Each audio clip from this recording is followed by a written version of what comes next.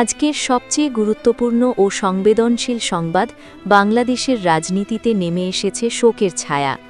তিনবারের সাবেক প্রধানমন্ত্রী ও বিএনপি চেয়ারপারসন বেগম খালেদা জিয়ার মৃত্যুতে গভীর শোক প্রকাশ করেছেন শেখ হাসিনা।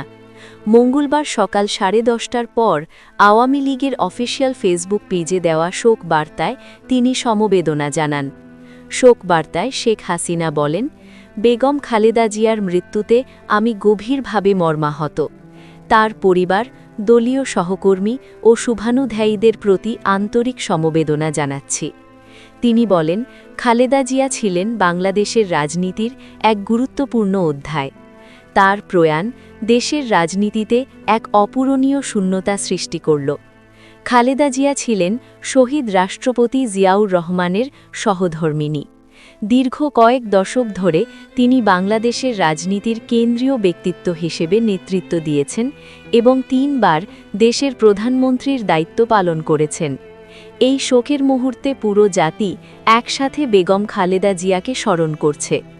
রাজনৈতিক মতভেদ থাকলেও এমন সময়ে মানবিকতাই সবার আগে। মহান আল্লাহ যেন তাকে জান্নাতুল ফেরদৌস নসিব করেন এবং তার পরিবার ও অনুসারীদের এই শোক সহ্য করার শক্তি দান করেন।